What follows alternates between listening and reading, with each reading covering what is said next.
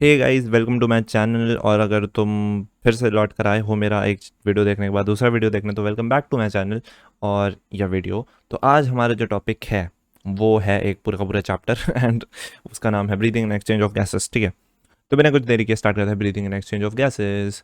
So as you have read earlier, जैसे जैसे कि तुमने पहले पढ़ा है, ऑक्सीजन जो है वो यूटिलाइज करता है organism to indirectly break down the simple molecules like glucose, amino acid, fatty acids वगैरह। इनके ब्रेक डाउन के लिए ऑक्सीजन का रिक्वायरमेंट रहता है इनडायरेक्टली, है ना। To derive energy to form various activities, जिससे हमें ब्रेक डाउन होगा तभी हमें एनर्जी मिलेगी, जिससे हम वेरियस एक्टिविटीज करेंगे। So carbon dioxide which is a harmful also is release during the above catabolic reactions. तो कार्बन डाइऑक्साइड नामक तत्व ठीक है, ये रिलीज होता है इन जब ये कैटाबॉलिक रिएक्शंस हो रही होती हैं। कैटाबॉलिक रिएक्शंस क्या होती है? देखो, मेटाबॉलिज्म दो टाइप का होता है। मेटाबॉलिज्म की रिएक्शंस अपने दो टाइप के होते हैं, एक एनाबॉलिज्म, एक कैटाबॉलिज्म। एनाबॉलिज्म में चीज़ें जुड़ रही होती हैं, ठीक है, एंड फॉर्मेशन हो रहा होता है, दो चीज़ें मिलकर कुछ एक फॉर्मेशन। कैटाबॉलिज्म में टूट रही होती हैं चीज़ें। सो यहाँ पे भी रिएक्शन, कुछ कंपाउंड्स टूटते हैं जिससे एनर्जी दिखती है। So it is evident that O2 has a continuously provided, तो यानी कि सेल्स को भाई ऑक्सीजन तो चाहिए चाहिए, एंड कार्बन डाइऑक्साइड जो प्रोड्यूस करते हैं सेल, हमें उसे रिलीज आउट करना पड़ता है। So this process of exchange of O2 and from the atmosphere with CO2 produced is called by the cells is called breathing। ठीक है, so इसे हम breathing कहते हैं and commonly is known as respiration। Place your hands on your chest, अपने छाती पे अपना हाथ रखो। नहीं नहीं रखो। You can feel the chest is moving up and down। नहीं नहीं फील हो रहा तो तुम मरे हुए इंसान हो, ठीक है। So you know that it is due to breathing. ठीक है, तो हम लोग सांस ले रहे होते हैं इसलिए हमारा छाती ऊपर नीचे हो रही होती है, ठीक है। So how do we breathe? The respiratory organs and the mechanism of breathing are described in the following sections in this chapter। तो अब हम वही देखेंगे इस चैप्टर में कि how do we breathe। So let's start। Respiratory organs। Mechanism of breathing vary among different groups of animals depending upon mainly on their habitats, levels of organization। In lower vertebrate, अगर हम sponges की बात करें, coelenterata की बात करें, platforms की बात करें, तो इसमें जो exchange of O2 and CO2 होता है ये by simple diffusion। ठीक है, क्या होता है? सिंपल डिफ्यूजन होता है over entire body surface, and उससे हमारा प्लेटफॉर्म, सिलेंडरास वगैरह में होता है, ठीक है। अब स्पंजेस वगैरह पानी में रहते हैं तो पानी से डिफ्यूजन हो जाता है। तो मतलब होता क्या है? सिंपल डिफ्यूजन, ठीक है, उनके बॉडी सरफेस के थ्रू। एंड अर्थफॉर्म की बात करें तो अर्थफॉर्म के पास एक मॉइस्ट क्यूटिकल होता है। Cuticle is the outer most layer of अर्थफॉर्म, skin के भी आउटर मोस्ट, एंड वो गैसेस एक्सचेंज कराती है, ठीक है, एंड वाटर को भी वो रोकती है, ज़्यादा मतलब मॉइस्ट रहने में हेल्प करती है अर्थफॉर्म को, ठीक है। मतलब वाटर को उसके बॉडी से बाहर जाने से रोकती है। So insects have a network of tubes. Insects के बाद नेटवर्क ऑफ ट्यूब होते हैं जिसे कहते हैं ट्रैकियल ट्यूब्स। क्या कहते हैं? Tracheal tubes to transport atmospheric air within the body, ठीक है। इंसेक्ट्स के बाद होते हैं कुछ ऐसे ट्यूब लाइक स्ट्रक्चर्स होते हैं जो कि खुले रहते हैं सरफेस पे उनकी बॉडी के, एंड वो पूरी की पूरी बॉडी सिस्टम में फैले रहते हैं, एंड वो एटमॉस्फेरिक एयर का उनकी बॉडी के अंदर ट्रांसफॉर्म पूरा फैलाते रहते हैं, ठीक है। तो स्पेशल वॉस्कुलाइज सिस्टम, एक वस्कुलराइज सिस्टम होता है गिल्स का। वस्कुलराइज मतलब कि उसमें ब्लड वेसल्स होनी चाहिए, ठीक है। तो एक वस्कुलराइज सिस्टम होता है जिसे कहते हैं गिल्स। जिनके पास गिल्स होता है उसे हम कहते हैं वो ब्रांचियल रेस्पिरेशन करता है, ठीक है। They are used by the most of the aquatic arthropods, mollusc, and where is the vascularised bag होता है कुछ लोगों के पास। एक वेस्कुलराइज्ड बैग होता है, यानी कि एक बैग टाइप का स्ट्रक्चर होता है जिसके अंदर ब्लड वेसल्स भरी रहती हैं, एंड उसे हम कहते हैं लंग्स। और जो इनके पास लंग्स होता है वो लोग करते हैं पल्मोनरी रेस्पिरेशन, ठीक है। और टेरेस्ट्रियल जो ऑर्गेनिजम्स हैं वो करते हैं ज़्यादातर पल्मोनरी रेस्पिरेशन। तो इसमें जो एक्सचेंज ऑफ गैसेज होता है, मतलब एक्सचेंज ऑफ गैसेस करने के लिए, ठीक है। So above among vertebrate fishes use gills, whereas amphibians, reptiles, birds, mammals respire through lungs. तो फिशेस क्या होती हैं? वो गिल्स का यूज़ करती हैं, जबकि amphibians, reptiles, birds and mammals वो लंग्स से रेस्पायर करते हैं, ठीक है। एम्फीबियंस जैसे कि फ्रॉग की बात करें, वो मॉइस्ट स्किन से भी रेस्पायर करते हैं, ठीक है। फ्रॉग मेटामॉर्फोसिस करता है, अपना टाइप ऑफ बॉडी चेंज करता रहता है। सो अलग अलग टाइम पे अलग अलग स्ट्रक्चर्स का यूज़ करता है। अजीब ही है ये बंदा तो। सो एक टाइम पे वो स्किन का भी यूज़ करता है, तो उसे कहते हैं क्यूटेनियस। क्यूटेनियस मतलब होता है रिलेटिंग टू स्किन, ठीक है। क्या होता है? रिलेटिंग टू स्किन, तो इसे कहते हैं cutaneous respiration. Now let's talk about human respiration, जो है हमारा सबका फेवरेट टॉपिक। तो we have a pair of external nostrils. हमारे पास क्या है? बाहर दो नोस्ट्रल है जिसके अंदर दो उंगली करते रहते हो, ओपनिंग आउट ऑफ द हमारे लिप्स के ऊपर खुले रहता है ना, तो it leads to the nasal chamber. जब उसके अंदर तुम उंगली डालते हो उतनी उंगली तुम्हारी पहुंचती नहीं है, बट अंदर एक नेजल चेम्बर होता है through nasal passage. Nasal passage में तुम जो करना है करते रहते हो, ठीक है। तो नेजल चेम्बर ओपन इनटू फिरिंक्स, तो नेजल चेम्बर से भी तुम अंदर चले जाओ ना तो फिरिंक्स में खुलता है, ठीक है। फिरिंक्स एक जगह का नाम है। अ portion of which is common passage for food and air, food भी वहीं से पास होता है, एयर भी वहीं से पास होती है। The pharynx open through the larynx, pharynx open करता है लेरिंग्स में इनटू द ट्रेकिया, ठीक है। ट्रेकिया के अंदर लेरिंग्स का पोर्शन होता है जहां पर फिरिंग्स के, देखो फिरिंग्स आगे जाके ना दो पार्ट में, दो जगहों में डिवाइड हो जाता है। एक रास्ता चला जाता है विंड पाइप की तरफ यानी कि ट्रेकिया की तरफ, एंड दूसरा चला जाता है फूड पाइप की तरफ। तो ट्रेकिया की तरफ अगर तुम जाओगे तो तुम्हारी मुलाकात लेरिंग्स से हो जाएगी। तो लेरिंग्स क्या होता है, कार्टिलेजियस बॉक्स होता है जो कि प्रोड्यूस करता है साउंड प्रोडक्शन में, हमारी हेल्प करता है, इसे हम कहते हैं साउंड बॉक्स। तो ड्यूरिंग सॉलोइंग, जब हम कुछ खा रहे होते हैं तब क्या होता है, एक glottis can be covered by a thin elastic cartilaginous flap called epiglottis. Glottis हमारा वो एक तरीके से तुम कह सकते हो गेट टाइप का स्ट्रक्चर है, एक गेट है, एक जहाँ मतलब ओपनिंग ऑफ अपना wind pipe, opening of wind pipe, ठीक है। जहाँ पर फिरिंग से जब तुम एंडर गए, तुम जब उसमें गए, किसमें, ट्रेकिया में गए, तो तुम ग्लॉटिस से होते हुए जाओगे, ठीक है। ये कोई स्ट्रक्चर नहीं है, ये किसी एक जगह का नाम है। जैसे प्यूपिल, प्यूपिल कोई स्ट्रक्चर थोड़ी ना है, बट वो एक जगह का नाम है कि भाई इरिस के जहाँ जहाँ पर ये होल रहता है उसे हम प्यूपिल कहते हैं। सो ये भी एक वैसी ही एक जगह का नाम है ग्लॉटिस, ठीक है। तो ग्लॉटिस के तुम जैसे ग्लॉटिस, अब यार तुमने कभी कंफ्यूजन नहीं होती, मतलब मान लो तुमने खाना खाया तो खाना तुम्हारे विंड पाइप में क्यों नहीं चला जाता है, जब फिरिंग्स में कॉमन पैसेज है अगर फिरिंग्स फूड एंड एयर का, तो खाना विंड पाइप में चला जाता चाहिए। तो ऐसा इस वजह से नहीं हो पाता है क्योंकि एक ग्लॉटिस नामक स्ट्रक्चर प्रेजेंट रहता है जो हमारे क्या बोलते हैं, ट्रेकिया को कवर कर लेता है जब खाना ऊपर से गिरता है। इसका तुम एक एक्सरे टाइप का देखो, इंटरनेट पे सर्च करते हो तुम्हें एकदम क्लियर हो जाएगा। तो it prevent the entry of food into the larynx and trachea is a straight tube extending up to the mid thoracic cavity. Trachea is a straight tube. अच्छा, मैं अभी वो मैं मतलब फुल चैप्टर यहाँ नहीं करा रहा हूँ, मैं यहाँ पे रिवीजन करा रहा हूँ, इसलिए मैं डिटेल में अब नहीं समझा रहा उसको, नहीं तो मैं गिफ वगैरह दिखा के अच्छे से एक्सप्लेन करता। But this is the revision series, ठीक है। So wait for the full chapter या तो किसी और से पढ़ लो। So trachea is a straight tube extending up to mid thoracic cavity. तो ट्रेकिया क्या होता है, अपना मिड थोरैकिक कैविटी तक एक्सटेंडिंग स्ट्रेट ट्यूब होता है which divides at the level of the fifth, देखो ये इंपॉर्टेंट है, इसको हाईलाइट कर देते हैं, फिफ्थ थोरैकिक वर्टेब्रा पे इसका क्या रहता है, डिवाइड हो जाता है, ठीक है। देखो तुम पहले नोस्ट्रल्स में गए, फिर तुम नेजल चेम्बर में गए, फिर वहाँ से तुम फेरिंग्स में गए, फिर वहाँ से तुम ग्लॉटिस को पार करते हुए अपने लेरिंग्स में आए, फिर लेरिंग्स में, तो अब यहाँ पे वो कह रहा है फिर लेरिंग्स के बाद ट्रेकिया में गए। तो ट्रेकिया में गए तो ट्रेकिया एक स्ट्रेट ट्यूब है, और फिर तुम नीचे नीचे चलते गए तो मिड थोरैकिक कैविटी तक पहुंच गए। थोरैकिक कैविटी पता है ना, जैसे मान लो ये तुम हो, तो ये तुम्हारा पैर वैर बना देते हैं, तो ये जो तुम्हारी बॉडी का रीजन होता है इसे कहते हैं थोरैक्स रीजन, ठीक है। तो ये थोरैकिक कैविटी जहाँ पे अपना लंग्स वगैरह रहता है। सो तुम्हारा पीछे से अगर हम गिने तो फिफ्थ थोरैकिक वर्टिब्रा जो है तुम्हारा, वहाँ पर लगभग हमारा जो ट्रेकिया है वो दो पार्ट में डिवाइड हो जाता है, ठीक है। इसको तुम्हें देखना है तो कोई एक एप्लीकेशन डाउनलोड करो, 3D human physiology type, human anatomy type, and उसमें तुम देखना तुम फिफ्थ जहाँ पे थोरैकिक वर्टिब्रा होगा उसी के सामने तुम्हारा ट्रेकिया डिवाइड हो रहा होगा in right and left primary bronchi. किसमें, प्राइमरी ब्रोंकाई। तो मान लो मैं यहाँ पे ड्रॉ कर लूँ, अगर ट्रेकिया आ रहा है दो में डिवाइड हो रहा है तो वो सब क्या है, प्राइमरी ब्रोंकाई, ठीक है, BRONCHI whatever.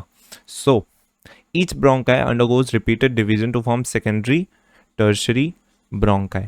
तो ब्रोंकाई ही आगे जाकर जैसे ये और डिवाइड कर लेगी, तो मैं इस वाली को क्या बोलूँगा, इस वाली को मैं बोलूँगा कि तुम हो सेकेंडरी ब्रोंकाई, ठीक है। सिमिलरली ये अगर डिवीजन कर लेगी तो मैं उसमें से एक को क्या बोलूँगा कि तुम हो टर्शरी ब्रोंकाई। सो ऐसे ये लोग सेकेंडरी टर्शरी में डिवीजन करते रहते हैं। एंड लास्ट में होता है इनका bronchioles ending up in very thin terminal called bronchioles, ठीक है।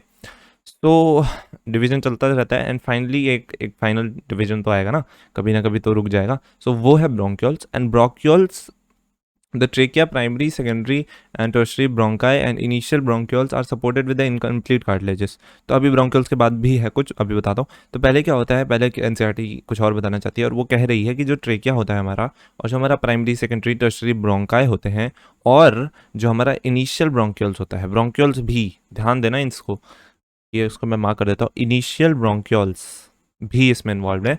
ये जो है हमारे, ये सपोर्टेड रहते हैं इनकम्प्लीट कार्टिलेजिनस रिंग से, ठीक है। एक इनकम्प्लीट कार्टिलेजिनस रिंग है। तो अगर ये तुमने चैप्टर पढ़ा है तो तुम्हें आता ही पता ही होगा ये क्या है।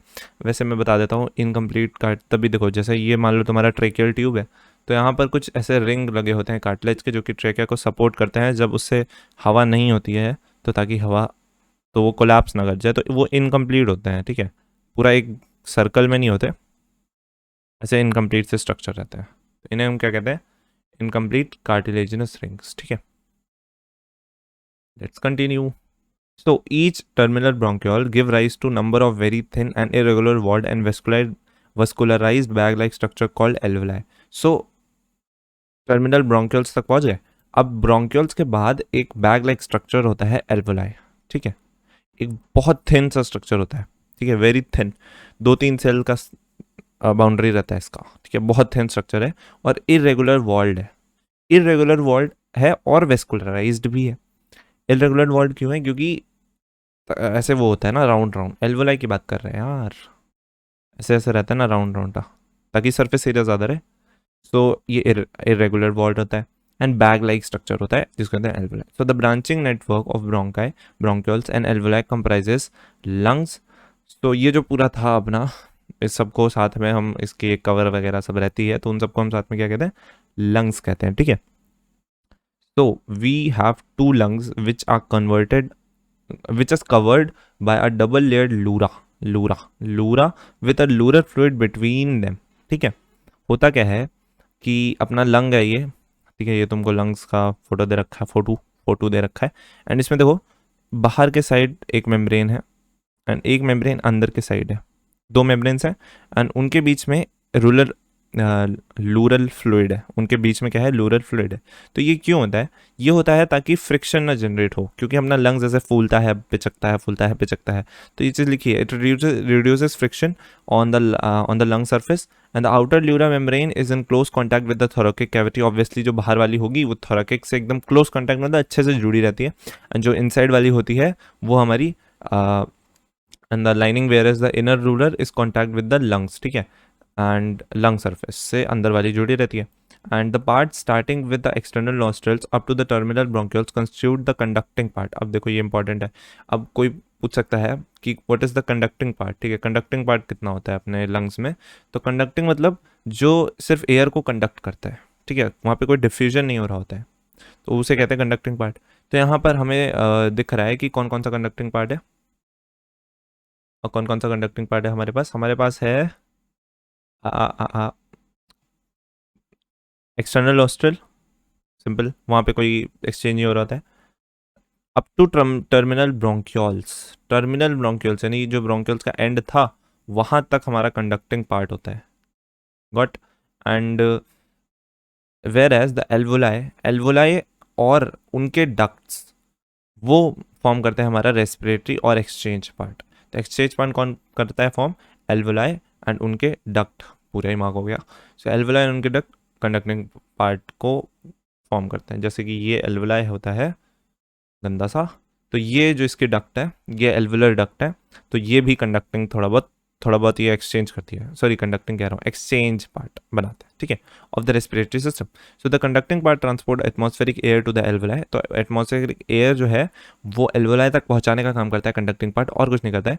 Clears it from foreign material, नहीं और भी कुछ करता है, मतलब एक्सचेंज नहीं करता है, ठीक है, जो मेन पर्पस है वो तो नहीं कर रहा है ना, सो इसलिए मैंने कहा और कुछ नहीं करता है। तो फॉरेन पार्टिकल्स का ये क्लियरेंस कर देता है, क्योंकि म्यूकस व्यूकस रहता है रास्ते में, सब चिपका लेता है।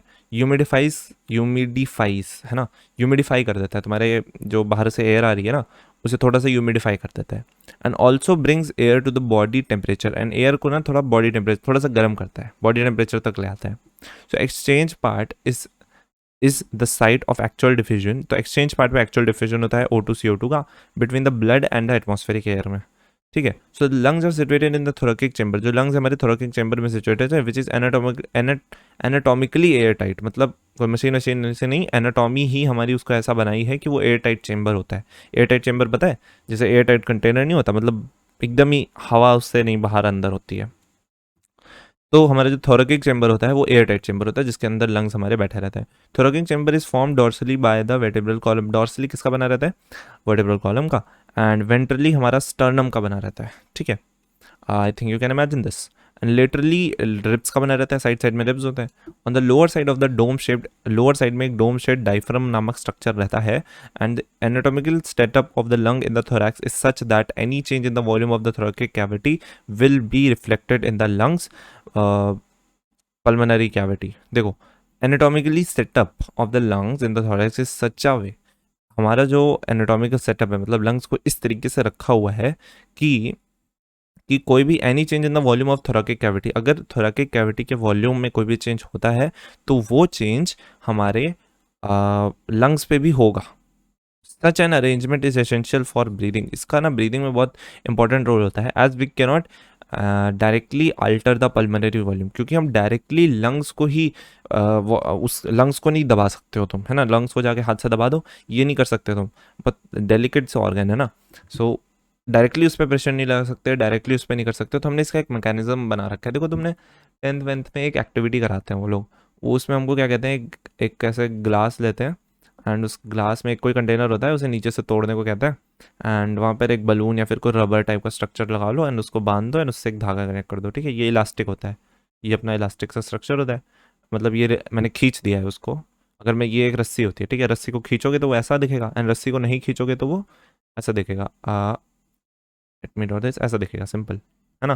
तो यहाँ पे इलास्टिक मेम्ब्रेन लगी रहती है, तो इसको ऐसे खींचोगे तो वैसे नीचे खींचेगा, बलून टाइप की मेम्ब्रेन होती है। तो अंदर ये लोग क्या करते हैं, फिर ये ऊपर से एयर टाइट होता है, ये ऊपर से क्या होता है, एयर टाइट रहता है।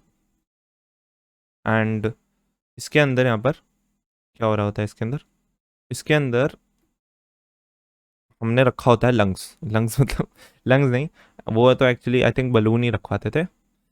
तो ये लोग अंदर एक बलून रखवा देते थे हमसे, जो कि इन्फ्लेटेड नहीं होता था। तो जब इस केस में इन्फ्लेटेड हो जाता था, ये जो मैंने केस दिखाया ना, इसमें वो थोड़ा सा फूल जाता था। एंड इस केस में वो इन्फ्लेटेड नहीं होता था, वो ऐसे का पिचका रहता था। जब हम खींचते थे ना तो ऐसे फूल सा जाता था। तो ये चीज़ यही एक्सप्लेन करने का कोशिश कर रहा है कि हमने यहाँ पर अगर मैं तुमसे पूछूं कि यहाँ पे थोरैकिक कैविटी क्या है, और मतलब हमने कहा ना कि हम थोरैक्स में चेंज लाते हैं जिसकी वजह से हमारा पल्मोनरी कैविटी में चेंज होता है।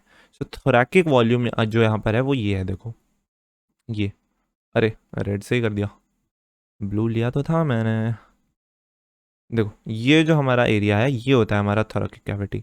क्या ये हमारी थोरैकिक कैविटी? एंड एनाटॉमिकली जो हमारी एनाटॉमी वाली थोरैकिक कैविटी है वो एयर टाइट होती है। हमने इसे भी देखो एयर टाइट बनाया है।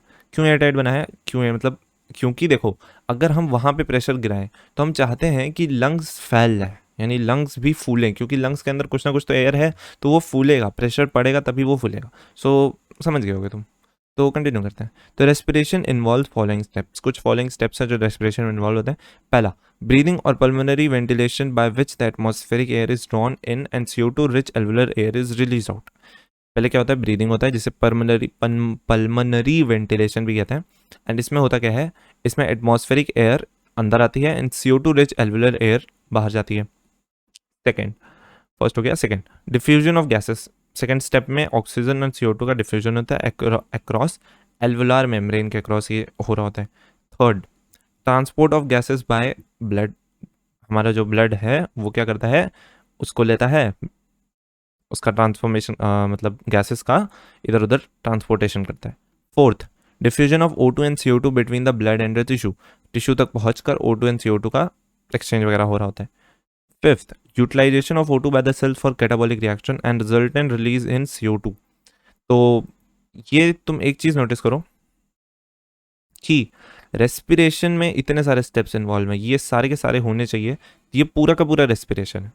बट अगर मैं बोलूँ ऊपर के 3 स्टेप या आई गेस ऊपर के 2 स्टेप या सिर्फ एक स्टेप, तो वो ब्रीदिंग में रहता है। वैसे मेनली मैं क्या कहना चाहता हूँ, 3 1 2 ये वाला जो स्टेप है ना, ये सिर्फ रेस्पिरेशन में होता है, ये स्टेप ब्रीदिंग में इन्वॉल्व नहीं होता है, ठीक है।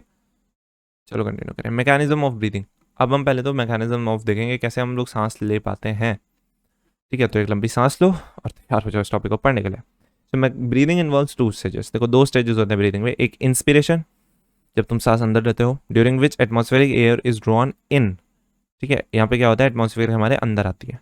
एंड एक्सपीरेशन जिसमें तुम एक्सपायर करते हो, जिसमें एल्वुलर एयर जो होती है, एल्वुलाई तक जाती है ना एयर, फिर वो रिलीज आउट हो जाती है। The movement of air into and out of the lungs is carried out by creating a pressure gradient between the lungs and the atmosphere.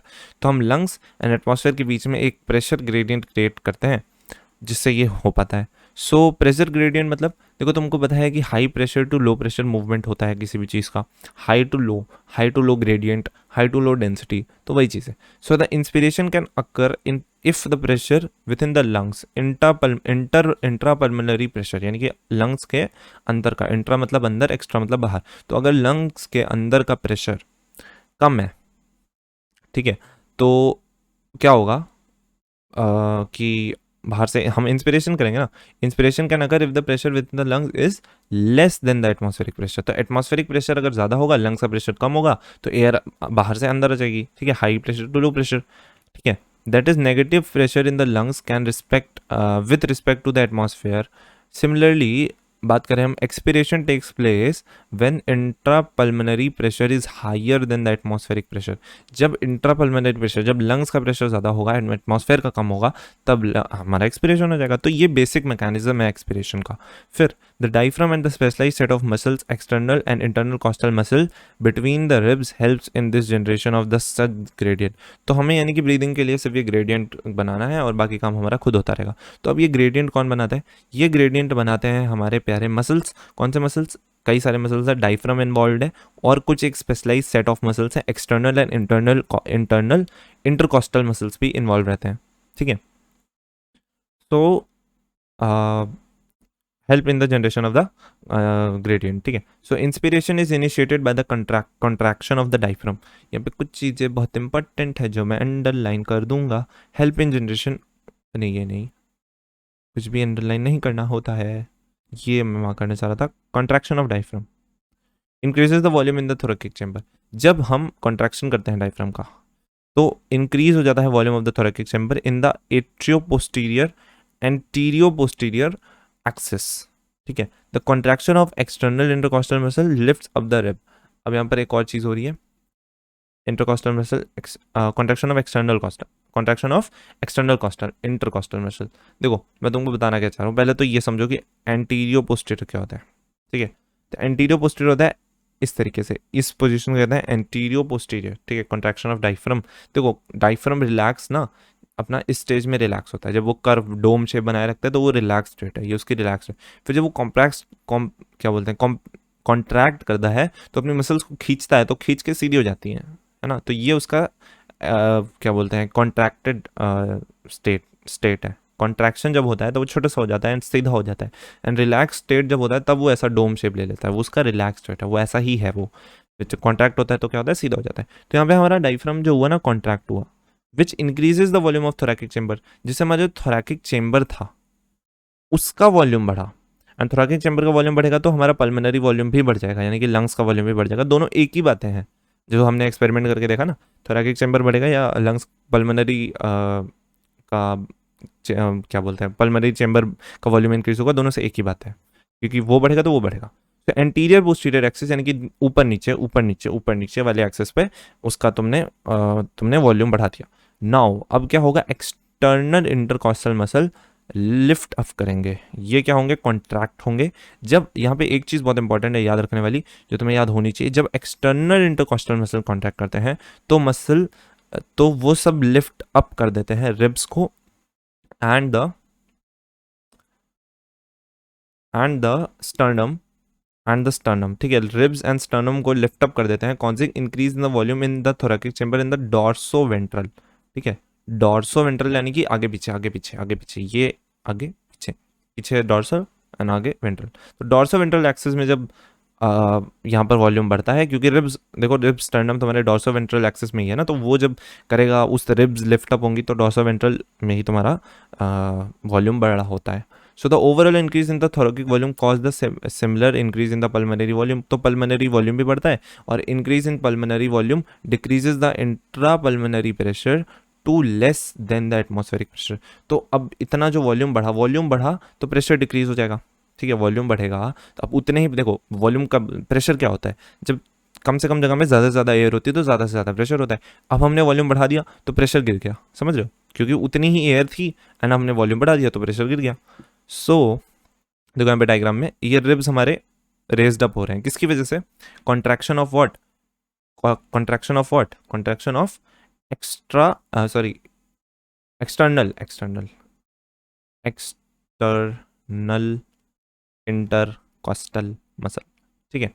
तो intercostal muscle, external intercostal muscle का जब contraction हो रहा होता है, क्या हो रहा होता है, यहाँ पे लिख देता हूँ ई एक्स टी, एक्सटर, अरे यार मैं क्या, एक्सटर्नल एक्सटर्नल इंटरकॉस्टल मसल अपनी, ठीक है। तो जब इनका कॉन्ट्रैक्शन हो रहा होता है, इनका क्या हो रहा होता है? कॉन्ट्रैक्ट, तो वो हमारी रिब्स को क्या करता है? लिफ्ट अप कर देता है, हमारे रिब्स को उठा देता है।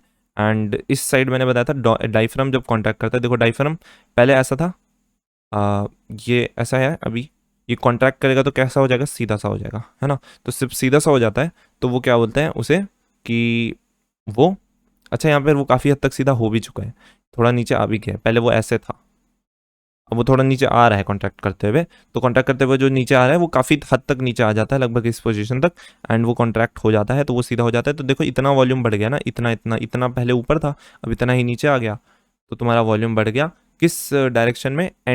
एंटीरो पोस्टीरियर डायरेक्शन में, ठीक है। एंटीरो पोस्टीरियर यानी कि एंटीरो पोस्टीरियर डायरेक्शन में, ठीक है। तो ये हमारे वॉल्यूम को बढ़ा देगा। अब देखो आगे, Now the atmospheric pressure which forces the air from the outside to move into the lungs, अब बाहर की जो एयर है वो हमारे लंग्स में आ जाएगी, एंड इसे हम कहते हैं इंस्पिरेशन। तो तुमने क्या कर लिया? इंस्पायर कर लिया, इंस्पिरेशन कर लिया। Now relaxation of the diaphragm and the intercostal muscle returns the diaphragm and the sternum to their normal position. अब जब रिलैक्सेशन होता है डायफ्राम का और इंटरकॉस्टल मसल का, तो वो अपनी पोजीशन पे वापस आता है, ठीक है। तो क्या होता है? तो वो अपनी पोजीशन पे वापस आते हैं तो वॉल्यूम डिक्रीज होगा, जिस तरीके से वॉल्यूम बढ़ा उसी तरीके से वॉल्यूम डिक्रीज हो रहा है, ठीक है। Relaxation of diaphragm and the intercostal muscle returns the diaphragm and the sternum to the normal position and reduce the thoracic volume. And इससे क्या हो जाएगा? रिड्यूस हो जाएगा thoracic volume में, and thereby pulmonary volume, और pulmonary volume में भी रिड्यूस हो जाएगा। जैसे कि मैंने समझाया कि thoracic volume में pulmonary volume एक ही बातें हैं, दोनों में रिडक्शन होगा तो दोनों में रिडक्शन हो जाएगा, ठीक है। So this leads to increase in intra pulmonary pressure. अब क्या होगा? अब देखो तुम्हारा जो वॉल्यूम कम हो रहा है तो उतनी सी एयर में ज़्यादा मतलब एयर तो अब भर चुकी है, वॉल्यूम तुमने कम कर दिया तो प्रेशर बढ़ जाएगा, तो पल्मोनरी प्रेशर ज़्यादा हो जाता है, एटमॉस्फेरिक प्रेशर से स्लाइटली ज़्यादा हो जाता है, एंड जो हमारी एयर है वो रश आउट कर जाती है, ठीक है, causing the explosion of air, expulsion of air from the lungs, that is expiration हो जाता है, ठीक है। We have the ability to increase the strength of the inspiration and the expiration with the help of additional muscle of the in the abdomen. कुछ abdomens में ऐसे muscle होते हैं जिनकी हेल्प से हम इस चीज़ को और स्ट्रांगली, मतलब हम इंस्पिरेशन और एक्सपिरेशन को और स्ट्रांगली कर पाते हैं। On an average healthy human breathe 12 to 16 times per minute, हम 12 से 16 बार लगभग सांस लेते हैं पर minute, and the volume of air involve in the breathing movement can be estimated by using a spirometer which helps in clinical assessment of the pulmonary function. Spirometer एक structure होता है कुछ एक तरीके का, इसमें एक ट्यूब होती है यानी उसमें बॉल होती है एंड उसमें फूक मारने को कहते हैं हमको, एक ट्यूब से, तो उसमें फूक मारना होता है, तो उससे तुम्हारी लंग्स की कैपेसिटी वगैरह जज करते हैं कि ढंग से सांस ले रहे हो, कितनी ज़्यादा सांस छोड़ सकते हो एंड ज़्यादा जल्दी, ठीक है। तो समझ गया, तो ये सिंपल था, करेक्ट है। चलो आगे बढ़े, अब हम बात करेंगे रेस्पिरेटरी वॉल्यूम्स की एंड कैपेसिटीज़ की। क्या करेंगे? Respiratory volumes and capacities. So tidal volume, tidal volume क्या होता है? वॉल्यूम ऑफ एयर इंस्पायर्ड और expired during a normal respiration, it is approximately 500 ml। यहाँ पर ये डेटा बहुत इंपॉर्टेंट है, ठीक है, ये जो डेटा है ये बहुत इंपॉर्टेंट है। 500 ml का रहता है अपना टाइडल वॉल्यूम, क्या रहता है? टाइडल वॉल्यूम अपना 500 ml का रहता है। And healthy man can inspire or expire approximately 6000 to 8000 ml of air per minute. जो हेल्दी बंदा होता है ना वो इतनी सारी एयर इंस्पायर एक्सपायर कर सकता है, 6000 to 8000 ml पर मिनट, ठीक है। चलो कंटिन्यू करें। Inspiratory reserve volume, inspiratory reserve volume क्या होता है? ठीक है, इंस्पिरेटरी रिजर्व वॉल्यूम होता है additional volume of air a person can inspire by forcible inspiration. तुमने एकदम कस के सांस ली, ठीक है। पहले तो तुम नॉर्मल जो हमेशा सांस लेते रहते हो थोड़ी थी, लेते रहते हो, छोड़ते रहते हो, लेते रहते हो, छोड़ते रहते हो। मान लो तुम एकदम जोश में आगे किसी काम के लिए एकदम तैयार हुए, तुमने एकदम जोर की सांस ली। सो दिस इज, हम ज़्यादा से ज़्यादा कितनी ले सकते हैं, तो हम ज़्यादा से ज़्यादा 2500 से 3000 ml हम ज़्यादा से ज़्यादा इंस्पायर कर सकते हैं। प्रेशर लगा के, अपने बॉडी का फोर्स लगाकर हम इतना इंस्पिरेशन कर सकते हैं। बट करते कितना है, 500 500 500 में खेलते रहते हैं, ठीक है। तो बट ज़्यादा से ज़्यादा 2500 से 3000 भी कर सकते हैं, ठीक है। Expiratory reserve volume, expiratory reserve volume is the additional volume of air a person can expire forcibly. मतलब अब तुम ज़्यादा से ज़्यादा कितनी तुम छोड़ सकते हो, तो ये सिर्फ 1000 है और 1100 ml तक ही कर सकते हो, ठीक है। डेटा बहुत इंपॉर्टेंट है, याद होना चाहिए तुम्हें। तो इसको तुम खुद ही ट्राई करो, सांस अंदर लेने की कोशिश करो जोर से, और फिर नॉर्मल हो जाओ, ठीक है, एकदम नॉर्मल हो जाओ, जैसे पहले थे वैसे नॉर्मल हो जाओ। अब बाहर छोड़ने की कोशिश करो, तो तुम खुद ही नोटिस करोगे कि जब तुम एयर बाहर छोड़े थे, एक्सपिरेटरी रिजर्व वॉल्यूम था वो काफ़ी कम हुआ, तुम ज़्यादा एयर नहीं बाहर छोड़ पा रहे थे। अब उस पोजीशन को तुम ग्रैब करके ये मत बोला कि मैं ज़्यादा देर तक बाहर छोड़ के रोक पा रहा हूँ, वो उसकी बात नहीं कर रहा, कितनी देर तक कंटिन्यूसली तुम बाहर छोड़ते जा रहे हो, तो काफ़ी कम आता है ना। देख लो खुद ही, 1/3 है, एक वही 1000 है expiratory reserve, and inspiratory reserve 3000 तक जाता है। तो ये तुम्हारा हो गया एक्सपिरेटरी रिजर्व वॉल्यूम। अब बात करते हैं रेजिडुअल वॉल्यूम। तो volume of air remaining in the lungs even after the forceful expiration, this is average 1100 से 1200 ml। तो थोड़ा सा वॉल्यूम हमारे लंग्स में रिमेनिंग रहता है, थोड़ा सा वॉल्यूम हमारे लंग्स में बचा रहता है फोर्सफुल एक्सपिरेशन करने के बावजूद। तुम जोर से हवा छोड़ते हो तब भी थोड़ा सा वॉल्यूम हमेशा तुम्हारे लंग्स में बचा रहता है, एंड दिस इज कॉल्ड, इसको तुम बाहर नहीं लगा सकते चाहे तुम कितना भी फोर्स लगा लो, this is your residual volume, ठीक है। एंड ये इंपॉर्टेंट है क्योंकि अगर तुम्हारे बॉडी में रेजिडुअल वॉल्यूम ही नहीं रहेगा तो तुम्हारा पल्मोनरी प्रेशर बहुत बुरी तरीके से गिर जाएगा और तुम्हारे लंग्स कोलैप्स कर जाएंगे, and this is not what we want. So by adding up a few respiratory volumes described above, one can derive the various pulmonary capacities। देखो अभी तक हमने वॉल्यूम्स पढ़े, वॉल्यूम्स इतने होते हैं, बट हम इन सबको ऐड करके हम कुछ कैपेसिटीज तुम्हारी कैलकुलेट करेंगे। देखो बताता हूँ मैं। Inspiratory capacity, inspiratory capacity is the total volume of the air which a person can inspire after a normal expiration। normal expiration कितने का होता है, 500 का होता है, ठीक है। तुम 500 इंस्पायर करते हो, 500 एक्सपायर करते रहते हो, ये कंटिन्यूसली होता रहता है। अब तुमने क्या किया, एकदम तुमने क्या किया, पहले तुमने इंस्पायर किया। अब normal total volume of air person can inspire after a normal expiration, ठीक है। तो तुम ज़्यादा से ज़्यादा यहाँ पे है, ठीक है, टोटल लिखा है, total volume of air you can expire. तुम में से किसी ने चैलेंज किया कि तुम एक काम करो, मेरे को बताओ कि तुम कितनी ज़्यादा सांस ले सकते हो, तो सबसे पहले तुम क्या करोगे कि ज़्यादा से ज़्यादा सांस छोड़ोगे? नहीं, वो नहीं करना है। तुम नॉर्मल जो ब्रीदिंग कर रहे थे उसमें जो ब्रीदिंग तुम ऊपर जब 500 ले रहे थे फिर 500 छोड़ रहे थे, तो वही तुम 500 जो ले रहे थे उसकी जगह 500 छोड़ो, एंड फिर उस पोजीशन से तुम स्टार्ट करो। तो उस पोजीशन से लेकर जितनी ज़्यादा तुम खींच लोगे हवा, वो है तुम्हारा इंस्पिरेटरी कैपेसिटी, ठीक है। इसमें ये मतलब चीटिंग मत करना। अब तुमने पहले एकदम फोर्सफुल एक्सपिरेशन कर लिया, ठीक है, एकदम बाहर छोड़ दी सारी, जितना तुम छोड़ सकते थे सारी की सारी, रेजिडुअल वॉल्यूम का भी नहीं छोड़ सकते हो, उसके अलावा पूरी हवा तुमने बाहर छोड़ दी, उसके बाद तुम इंस्पायर कर रहे हो, तो तुम्हारा तो ज़्यादा ही आएगा ना। तो उसकी बात नहीं कर रहा हूँ। टाइडल वॉल्यूम, टाइडल वॉल्यूम हम 500 अंदर लेते हैं, 500 छोड़ते हैं, 500 लेते हैं, 500 छोड़ते हैं, 500 लेते हैं, तो इस वाले में 500 बस छोड़ दो, तो उसके बाद तुम इंस्पायर करो, समझे। तो इसमें दो आते हैं हमारे, tidal volume and inspiratory reserve volume, ठीक है। यहाँ पर क्या आता है, हमारा टाइडल वॉल्यूम एंड हमारा inspiratory reserve volume. Tidal volume अपना 500 होता है एंड इंस्पिरेटरी रिजर्व वॉल्यूम अपना 2500 से 3000 तक होता है, ठीक है। तो inspiratory reserve volume max to max कितना जा सकता है, 3000 से 3500, सिंपल सिंपल मैथ्स। तो 500 ऐड कर लो 3000 में, 3000 से 2500 रहता है ना वो, मतलब यहाँ पे माइनस लगा दूंगा तो दिक्कत हो जाएगी, ऐसे ऐसे कर लो, हाँ 2500, ठीक है। तो 2500 से 3000 हमारा इंस्पिरेटरी रिजर्व वॉल्यूम है एंड टाइडल वॉल्यूम अपना 5 है, तो इन दोनों को ऐड कर लो, तो इतनी एयर तुम एक बार में इंस्पायर कर सकते हो। तो ये तुम्हारी क्या हो गई, इंस्पिरेटरी कैपेसिटी। दैट इज, अगर इसको हम ऐड करेंगे तो हमारा आएगा, इसमें ऐड करेंगे तो 3500 आएगा, उसमें ऐड करेंगे तो 3000 आएगा, तो मैं डायरेक्टली लिख दूंगा 3000 से 3500। तो ये तुम्हारी क्या हो गई, इंस्पिरेटरी कैपेसिटी। अब बात करते हैं एक्सपिरेटरी कैपेसिटी की। तो ये होता है टोटल वॉल्यूम, टोटल वॉल्यूम शब्दों पे ध्यान देना total volume of a air a person can expire after a normal inspiration. तुमने एक नॉर्मल सा इंस्पिरेशन किया और उसके बाद तुमने एक्सपिरेशन किया, तो ज़्यादा से ज़्यादा तुम जितना एक्सपायरेशन कर सकते हो उसे हम कहते हैं इंस्पायर करने के बाद। ध्यान देना, इंस्पायर करने के बाद, यहाँ पहले एक्सपायर करने के बाद था, जब ऊपर जा रहे हो तो वो पहले चलो ठीक है 500 तुम फ्री में ले लो, ऐसा समझो ना, 500 फ्री में ले लो। And this includes the tidal volume and the expiratory reserve volume. Tidal क्यों इंक्लूड हुआ?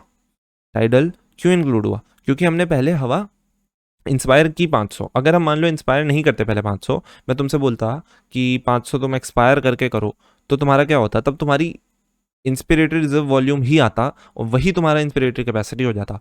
बट मैंने तुमको बोला कि 500 पहले तुम अंदर लो, फिर तुम बात करो मेरे से, तो तुमने 500 अंदर लिए पहले, इस वजह से तुम्हारे में जो तुम्हारा एक्सपिरेटरी रिजर्व वॉल्यूम था, जो कि तुम्हारा 1000 से 1100 था ml, ये जो था यही तुम्हारा एक्सपिरेटरी कैपेसिटी भी होता अगर तुम इनिशियली 500 ml वापस से अंदर ना खींचे होते तो ये इतना कॉम्प्लिकेटेड नहीं है, बस तुमने 500 अंदर ले लिया, इस वजह से वो 500 ज़्यादा आ रहा है, और कोई ज़्यादा इसमें रॉकेट साइंस नहीं है। तो टाइडल वॉल्यूम तुम्हारा 500 होता है एंड एक्सपिरेटरी रिजर्व वॉल्यूम तुम्हारा कितना होता है, ये वेरी करता है 1000 से 1100। तो अगर इसमें दोनों में 500 500 ऐड कर दो तो कितना हो जाएगा? 1500 से 1600, 1500 से 1600 ये रहता है तुम्हारा अपना, क्या था 1500 से 1600, यहाँ पे लिख दूँ 1500 से 1600 ml, ये तुम्हारा है एक्सपिरेटरी कैपेसिटी। इसे क्या कहते हैं? Expiratory capacity. तो गाइज ये जो अपना डेटा है ना, ये इंपॉर्टेंट नहीं है, ये तुम्हें कैपेसिटीज याद रखने की ज़रूरत नहीं है, ठीक है? ये बस मैंने तुम्हें समझाने के लिए बता दिया। एक सेकंड, ये इसको इधर चलो चलो चलो चलो चलो, हाँ, तो इसको तुम्हें याद रखने की ज़रूरत नहीं है। जो याद रखने की ज़रूरत है वो है ये वाली कैपेसिटीज़, ठीक है, ये वाले वॉल्यूम्स। तो ये वॉल्यूम्स तुम अपने दिमाग में रखो, और अगर तुम्हें वहाँ पे कैपेसिटीज़ पूछती हैं, you can easily add and tell them, ठीक है? तो चलो अब बात करते हैं functional residual capacity. Functional residual capacity क्या होती है? Is the volume of air that will remain in the lungs after the normal expiration. तो तुमने एक नॉर्मल एक्सपिरेशन किया, नॉर्मल एक्सपिरेशन है कि 500 ml एक्सपायर किया, 500 ml लेते हो, 500 ml देते हो, वही तो टाइडल वॉल्यूम है। 500 ml लिया, 500 ml छोड़ा, 500 ml लिया, 500 ml छोड़ा, 500 ml लिया, 500 ml छोड़ा, ये तुम्हारा टाइडल वॉल्यूम होता है। तो तुमने अपना टाइडल वॉल्यूम पहले एक्सपायर किया, छोड़ दिया, उसके बाद तुमने जो तुम्हारी एक्सपिरेटरी रिजर्व वॉल्यूम था और जो तुम्हारा रेजिडुअल वॉल्यूम था, यही दो वॉल्यूम तुम्हारे अब लंग्स में बचे हुए हैं, तो इसी को हम क्या कहते हैं? Functional residual volume. Functional residual volume क्या होता है? E R V plus R V, ठीक है? तो E R V and R V, तो ये देखो, ये इसको तुम याद कर सकते हो एक तरीके से, जैसे फंक्शनल फंक्शनल होता है ना, मतलब एक तरीके से याद करने का तरीका बता रहा हूँ, जैसे ये एक तरीके से फंक्शनल होता है ई आर वी, क्योंकि तुम इसे अगर फोर्सफुल करो तो एक्सपायर कर सकते हो। एंड आर वी जो होता है वो फंक्शनल नहीं होता, वो रहेगा ही रहेगा, उसको तुम नहीं एक्सपायर कर सकते हो। सो इस तरीके से आता है। और रेजिडुअल इसमें वर्ड यूज़ हो रहा है, तो फंक्शनल रेजिडुअल कैपेसिटी, तो इस तरीके से याद रखो। और वैसे एग्जाम में तुमसे यही पूछेगा कि जैसे इसमें पूछेगा एक्स ई सी क्या होता है? T V plus E R V होता है। इंस्पिरेटरी कैपेसिटी आई सी क्या होता है? T V plus I R V होता है, ठीक है? तो ये डेटा पूछ सकते हैं। एंड ऊपर वाले मैंने बता दिया कि ये वाले डेटा एग्जाम में आ सकते हैं, क्योंकि एनसीईआरटी में भी गिवन है, तो बहुत ज़्यादा चांसेस बनते हैं।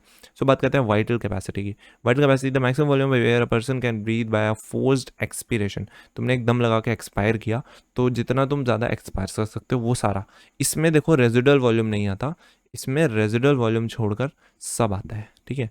रेजिडुअल वॉल्यूम तुम्हारा जो लंग्स में है उसे छोड़कर सब आता है, includes E R V, T V, I R V. और the maximum volume of air a person can breathe out for a force after a forceful inspiration. मतलब पहले तुमने दम लगा के खींचा, उसके बाद तुमने दम लगा के छोड़ा, जितना छोड़ सकते थे। पहले सबसे पहले तुम्हारा क्या खत्म हुआ होगा? Inspiratory reserve volume. फिर क्या खत्म हुआ होगा? Tidal volume. फिर क्या खत्म हुआ होगा? Expiratory reserve volume. तो वही चीज़ यहाँ पे लिख दी है, सिंपल। अब बात करते हैं टोटल लंग कैपेसिटी। इसको हम रेजिडुअल वॉल्यूम भी इसमें काउंट कर लेते हैं, बाकी ये वही वाइटल कैपेसिटी ही है। इसको तुम एक तरीके से लिख सकते हो vital capacity plus residual volume, साथ में कहते हैं टोटल लंग कैपेसिटी। इसके साथ तुम कभी छेड़खानी नहीं कर सकते हो, ये इसमें रेजिडुअल वॉल्यूम के साथ क्योंकि तुम नहीं कर सकते हो ना छेड़खानी, इस वजह से।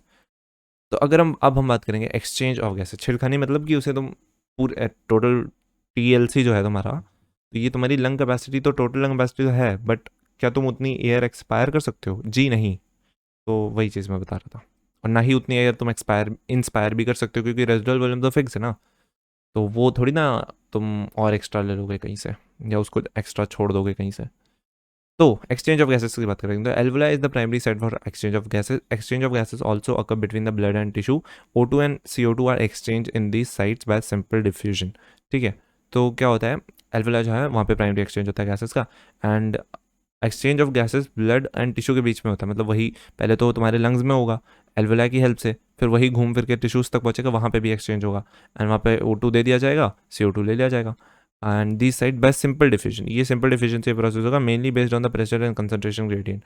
देखो अगर टिश्यू को चाहिए, मतलब देखो कंसंट्रेशन ग्रेडियंट क्या होता है कि मान लो टिश्यू में ज़्यादा CO2 है तो वो ब्लड में आ जाएगा, क्योंकि ब्लड में कम है। ब्लड में कम क्यों है? क्योंकि अभी अभी वो लंग्स का दायरा कर कर आया है, लंग्स ने उसको भर भर के O2 दे दिया है, क्योंकि उसके पास पहले CO2 ज़्यादा था ना। देखो किसी चीज़ का ज़्यादा कम डिपेंड करता है उसके मतलब हम किसी भी, हमारा माइंड ही ऐसे वर्क करता है, हम किन्हीं दो चीज़ों को कंपेयर करते रहते हैं हमेशा बस, और उसी के बेसिस पे डिसीजन लेते रहते हैं। जैसे मान लो एक क्लास, दो क्लासरूम है ना, तुमने एक क्लास में गए, वहाँ पे 5 बच्चे बैठे थे, एक क्लास में 10 बच्चे बैठे थे, तो तुम बोलोगे कि वो जो 10 बच्चे वाली क्लास है वहाँ पे ज़्यादा बच्चे बैठे थे। चलो ए बी, एक सेक्शन ए है, सेक्शन बी है, तो पहले सेक्शन ए में गए, वहाँ पे 5 बच्चे बैठे थे, सेक्शन बी में 10 बच्चे बैठे थे, फिर तो तुम क्या बोलोगे? सेक्शन बी में ज़्यादा बच्चे।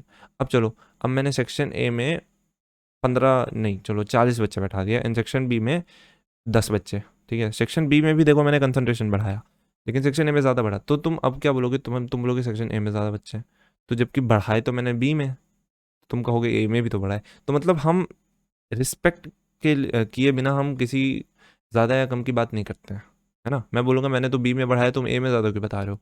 तो तुम बोलोगे कि नहीं ए में भी बढ़ाए, तो यानी कि तुमने रिस्पेक्ट कर दिया ना, तुमने दो चीज़ों की बात कर दी। तो हम किसी दो चीज़ों को कंपेयर कर कर ही डिसाइड करते हैं। क्या मैं फालतू की चीज़ एक्सप्लेन कर रहा हूँ इतना डिटेल में? Solubility of gases as well as the thickness of the membrane. Solubility of gases as well as the thickness of the membrane be involved in the diffusion are also some important factors that can affect the rate of diffusion. तो membrane thin से thin होने की कोशिश करती है, and solubility of gases पे भी थोड़ा सा डिपेंड करता है कि वो गैस तुम्हारे ब्लड या तुम्हारे ब्लड में कितनी सॉल्युबल है ना। तो ये सारे कुछ फैक्टर्स हैं जो डिपेंड करते हैं। And pressure contribute by the individual gas in the mixture of the gas is called partial pressure. तो प्रेशर कोई एक गैस का मिक्सचर ऑफ गैसेस में, जैसे मेरे पास मान लो एक कंटेनर है, यहाँ पे O2 भी है, CO2 भी है, कुछ भी डाल लो यार, और क्या डाल लो, हीलियम डाल लो, कुछ भी कर लो, तो मतलब O2 CO2 करता है, रेस्पिरेशन की बात कर रहा है। तो इसमें मान लो O2 CO2 दोनों है, तो मैं बोलूँ कि O2 ज़्यादा है या CO2 ज़्यादा है, कौन सी ज़्यादा है?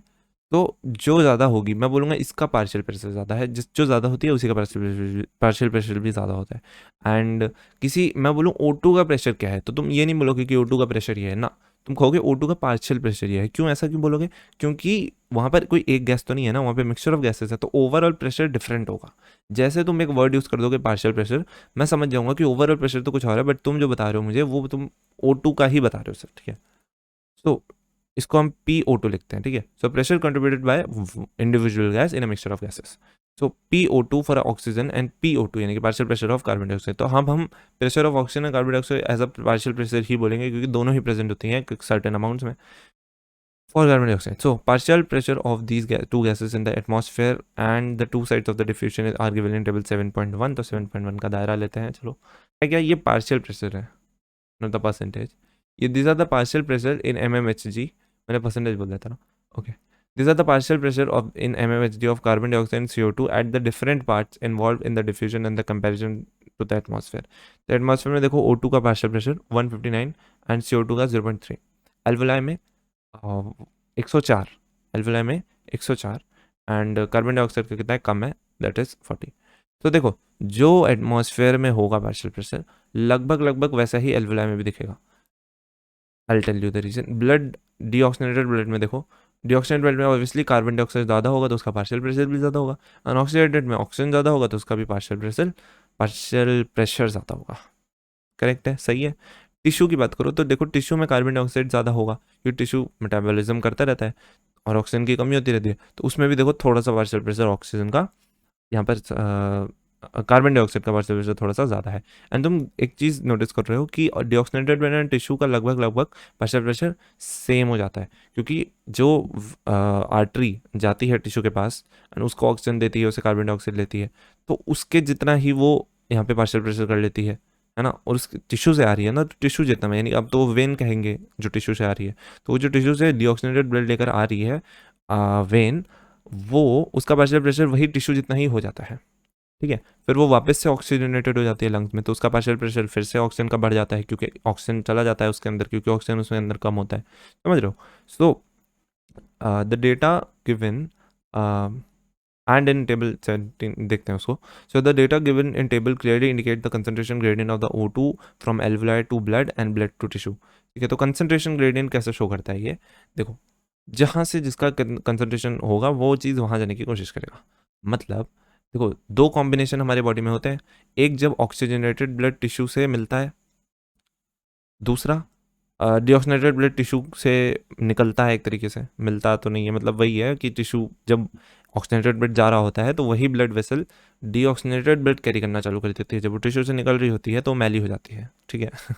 जब टिश्यू के पास जा रही थी उसकी संगत का असर हो जाता है, वो उसके जैसी बन जाती है, टिश्यू के जैसी, टिश्यू जैसा कंसंट्रेशन ग्रेडियंट लेकर वापस आती है.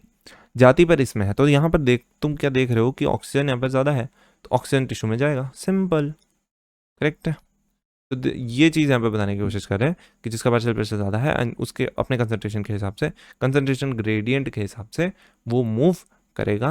लाइक ब्लड का ऑक्सीजनेटेड है तो वो टिश्यू में जाएगा, तो इस तरीके से मूवमेंट यहाँ पर होगा. एंड देखो, कार्बन डाइऑक्साइड टिश्यू में ज़्यादा है, ब्लड में कम है, तो कार्बन डाइऑक्साइड यहाँ पर ब्लड में आ जाएगा.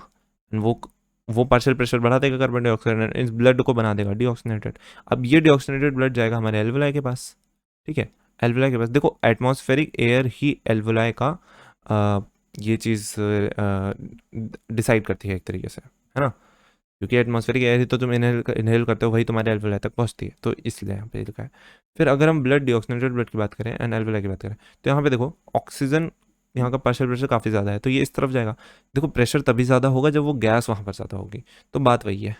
फिर देखो, यहाँ 45 से 40 की तरफ जाएगा, 45 से 40 की तरफ जाएगा, यानी कि कार्बन डाइऑक्साइड इन्हें एक्सहेल हो जाएगा, है ना. मतलब एल्वुलाई में चला जाएगा तो एक्सहेल ही हो जाएगा ना. तो अब तुम काफ़ी हद तक समझ गए होगे. चलो आगे बढ़ो. अब यहाँ पर और ढंग से समझाने की कोशिश किया. यहाँ पे कुछ नहीं, बस पल्मोनरी वेन एंड जो मैंने बताया वही चीज़ है, बस यहाँ पे पल्मोनरी वेन एंड आर्टरी की हेल्प से उस चीज़ को और बेहतर तरीके से समझाने की कोशिश की है. ये तुमको वहाँ पे भी वो चीज़ समझ आ गई थी होगी, तब मैं फिर से सेम चीज़ क्यों ही रिपीट करूँ. तो आगे बढ़ते हैं. अच्छा, यहाँ पे सिस्टमिक वेन, सिस्टमिक आर्टरी क्यों लिखा है, क्योंकि हमारा ये एक होता है हमारा पल्मोनरी सर्कुलेशन, हमने पढ़ा था हार्ट वाले में. एक होता है हमारा पल्मोनरी सर्कुलेशन, अनेक होता है हमारा सिस्टमिक सर्कुलेशन. तो सिस्टमिक सर्कुलेशन हमारा टिश्यू से ऑक्सीजन और कार्बन डाइऑक्साइड का एक्सचेंज वगैरह करता है. एंड जो हमारा पल्मोनरी है ये हमारा एल्वुलाई से अपना कार्बन डाइऑक्साइड और ऑक्सीजन का एक्सचेंज वगैरह करता है. Gradient is present for CO2. एक CO2 के लिए भी ग्रेडियंट प्रेजेंट है in opposite direction, that is from the tissue to blood and blood to alveoli. मैंने समझा दिया ब्लड टू एल्वुलाई कैसे रहता है. So as the solubility of CO2 is 25. अब यहाँ पे एक नई बात की है, देखो CO2 का जो सोल्युबिलिटी है वो 20 से 25 टाइम्स हायर रहता है than O2. The amount of CO2 that can diffuse through the diffusion membrane per unit difference of the partial pressure is much higher as compared to O2. तो मतलब ये कह रहे हैं कि जो CO2 है वो हमारे ब्लड में ज़्यादा सोल्यूबल होता है. CO2 इज 20 से 25 टाइम्स हायर देन O2. ठीक है, तो सोल्युबिलिटी हमारी ब्लड में CO2 की ज़्यादा रहती है. जैसे हमने ऊपर पढ़ा था एक जगह कि डिफ्यूजन में कुछ फैक्टर्स इन्वॉल्व होते हैं, है ना. उनमें से हमने यहाँ पे देखो फैक्टर्स इन्वॉल्व होते हैं, some important factors that can affect the rate of diffusion. उसमें हमने एक फैक्टर पढ़ा था कि सोल्युबिलिटी, एक तो प्रेशर होता है ना, उसका जो भी पार्शियल प्रेशर होगा, है ना. और एक जगह लिखा, हाँ ये यहाँ पे लिखा है, हाँ solubility of the gases. Solubility of the gases भी हमारा एक फैक्टर होता है इस चीज़ में. किस चीज़ में, डिफ्यूजन वाले में. ठीक है, तो तुम एक चीज़ नोटिस कर रहे होगे कि CO2 का जो पार्शियल प्रेशर है, ये थोड़ा सा, एक सेकंड पेन चलो सही करने दो मुझे. हाँ देखो देखो, जब मान लो ऑक्सीजनेटेड ब्लड हमारे टिश्यू में आया तो देखो यहाँ पे इसका जो डिफरेंस है वो काफ़ी कम है. मतलब देखो O2 का तो काफ़ी ज़्यादा है, जब O2 को जाना था टिश्यू में तो वो तो काफ़ी ज़्यादा है, बट इसका पार्शियल प्रेशर काफ़ी डिफरेंस काफ़ी कम है. बट ये चीज़ निगलेक्टेड हो जाती है. वैसे तो ज़्यादा है ही है, बट तब भी ज़्यादा डिफरेंस नहीं है. 95 - 40 ज़्यादा डिफरेंस होता है, 45 - 40 से 5 का डिफरेंस होता है. तो ये जो डिफरेंस है ना, इसे बैलेंस करती है एक चीज़. अब क्योंकि देखो अगर ज़्यादा डिफरेंस नहीं होगा तो ज़्यादा फ्लो भी नहीं होगा. ठीक है, तो टिश्यू अच्छे से अपना CO2 नहीं दे पाएगा ब्लड को. बट ब्लड थोड़ा सा CO2 के लिए ज़्यादा सोल्यूबल होता है, थोड़ा क्या 20 से 25 टाइम्स हायर सोल्यूबल होता है. तो ये जो फैक्टर था difference of this partial pressure, ये फैक्टर बैलेंस हो जाता है एंड CO2 भी अच्छे से एक्सचेंज हो पाता है, ठीक है। So the diffusion membrane is made up of 3, अब दूसरी कहानी चालू हो गई है। अपनी जो डिफ्यूजन मेम्ब्रेन 3 लेयर की बनी होती है, namely the thin squamous epithelium of alveoli, ये वाली जो थिन स्क्वामस एपिथेलियम है एल्वुलाई की, इसकी बात कर रहे हैं, ठीक है। The squamous epithelium of alveolar wall 1 cell thick होती है ये, and the endothelium of the alveolar capillaries, can you imagine 1 cell thick, बहुत थिन होती है यार ये। So the endothelium of the alveolar capillaries, जो तुम्हारी कैपिलरी आ रही है एल्वुलाई में, ये वाली, ठीक है। तो इसकी जो एंडोथेलियम है, हम एपिथेलियम ऑफ कैपिलरीज को क्या कहते हैं, एंडोथेलियम। तो एंड इनके बीच में रहता है and the basement substance composed of thin basement membrane supporting the squamous, and कुछ एक बेसमेंट सब्सटेंस होता है नॉन लिविंग टाइप का, जो इन दोनों मेम्ब्रेन्स को ऐसे सपोर्ट देता है एक तरीके से, ठीक है। तो the basement membrane surrounding a single layer endothelium, कहाँ एक second, supporting the squamous epithelium and the basement membrane surrounding the single layer endothelium से single layer endo cells of single layer endothelium cells of capillaries in them, ठीक है। however the total thickness is much less than a millimeter, तो thickness इनकी काफ़ी कम है, that is less than a millimeter, therefore all the factors in the body are favorable for diffusion, यानी कि यहाँ पे अच्छे खासे से काफ़ी थिन है, तो यहाँ पे डिफ्यूजन बहुत आराम से हो सकता है, ठीक है। तो diffusion of O2 from the alveoli to the tissue, that CO2 from the tissue to alveoli, तो CO2 क्या होगा हमारा, मतलब ये जो ब्लड है हमारा, ब्लड से हमारा CO2 इसमें जाएगा मेनली, एंड यहाँ पर O2 आएगा हमारा, एल्वुलाई से यहाँ पर हमारा O2 आएगा, ठीक है। चलो अब ट्रांसपोर्टेशन ऑफ गैस की बात करेंगे। चलो एक्सचेंज वगैरह हो गया, सांस भी ले ली तुमने, तुम्हारे लंग्स तक भी पहुंच गई हवा, वहाँ पे एक्सचेंज वगैरह भी हो गया। अब हम इसको ट्रांसपोर्ट करते हैं क्योंकि ये भी रेस्पिरेशन का पार्ट है। तो ब्लड जो है it's a medium of transport for O2 and CO2। About 97% of the O2 is transported by RBC। ये डेटा थोड़ा सा इंपॉर्टेंट है कि 97% ऑफ द O2 हमारा जो है वो हमारा RBC में ही ट्रांसपोर्ट किया जाता है। Remaining 3% is carried bye dissolve state, वो डिजॉल्व स्टेट में कैरी किया जाता है थ्रू प्लाज्मा उसे कैरी करता है डिजॉल्व स्टेट में। नियरली, अब एक और डेटा, 20 से 25% of CO2 is transported by RBC, where 70% is carried by bicarbonate, is carried as bicarbonate, एक रिएक्शन करके बाइकार्बोनेट बना लेता है CO2 वाटर के साथ रिएक्शन करके, एंड बाइकार्बोनेट के फॉर्म में हमारे प्लाज्मा में ट्रैवल होता है। एंड 7% CO2, यहाँ पे देखो 70% इसी फॉर्म में ट्रैवल करता है, and 7% of CO2 is carried in dissolve state through plasma. 7% क्या होता है हमारा, as a dissolve state plasma में ट्रैवल करता है। सो ट्रांसपोर्ट ऑफ ऑक्सीजन की बात करते हैं, तो ये था ट्रांसपोर्ट ऑफ गैसेस, हमने एक बार ऐसे देख लिया। अब हम एक एक गैस की बात करेंगे। तो पहले ऑक्सीजन की बात करते हैं। तो haemoglobin is a red colour iron containing pigment present in the RBC, and O2 can bind with haemoglobin in a reversible manner to form oxy haemoglobin, ठीक है। इन अ रिवर्सिबल मैनर, मतलब O2 जो है वो इस तरीके से बाइंड करेगा कि वो बाद में तोड़ भी सकता है बॉन्डिंग, ठीक है। तो मतलब एकदम ही जाके नहीं चिपक जाएगा कि अब छोड़ेंगे नहीं, साथ निभाना साथियों, ऐसा नहीं हो जाएगा, वो छोड़ सकता है, इट्स अ रिवर्सिबल, ठीक है। So each haemoglobin molecule can carry up to maximum of 4 molecules, 4 molecules each haemoglobin carry कर सकता है, ठीक है। एंड अच्छा, कितने एटम कैरी कर सकते हैं, तो ये होता है ना, ये होती है डिटेलिंग मतलब जैसे यहाँ पे लिखा है 4 मॉलिक्यूल, अगर कोई पूछ ले एटम, तो तुम अगर फोल बोल दोगे तुम गलत हो जाओगे, तुम्हें बोलना पड़ेगा 8, क्योंकि एक मॉलिक्यूल में 2 एटम होता है। तो ये होता है शब्दों पे ध्यान देना शब्दों पे ध्यान दीजिए। तो binding of oxygen with haemoglobin is primary related to partial pressure of O2। तो O2 की binding of oxygen with haemoglobin जो होती है, ये इट्स प्राइमरीली रिलेटेड, यानी कि मेनली डिपेंड करती है पार्शियल प्रेशर ऑफ O2 पे, and partial pressure of CO2, hydrogen ions पे भी, और कई सारे फैक्टर्स हैं, मतलब पार्शियल प्रेशर ऑफ CO2, और फिर अपना हाइड्रोजन आयन का कंसंट्रेशन, फिर हमारा आता है temperature, and other factor which can interfere with the binding. तो ये सारे फैक्टर भी हमारे बाइंडिंग में इंटरफेयर करते हैं। हाइड्रोजन आयन का कंसंट्रेशन कैसे, देखो हाइड्रोजन आयन यानी कि एसिडिक कैरेक्टर, तो चलो मैं आगे बताऊंगा इस चीज़ को। द सिग्मोइड कर्व की बात करेंगे अब। द सिग्मोइड क्या होता है, एक एस शेप का, जैसा अपना क्लाविकल का शेप होता है। तो सिग्मोइड कर्व जो यहाँ पे तुमको दिख रहा है, ये a sigmoid curve is obtained when a percentage saturation of hemoglobin with O2 is plotted against the PO2। शायद इस पर एक बार क्वेश्चन आया था कि इसमें प्लॉटिंग किन चीज़ों की करते हैं, तो ये लाइन बड़ी इंपॉर्टेंट है। तो इसमें प्लॉटिंग की चीज़ करते हैं, the sigmoid curve is obtained when the percentage saturation of hemoglobin with oxygen, percentage saturation of hemoglobin with oxygen is plotted against the partial pressure of oxygen.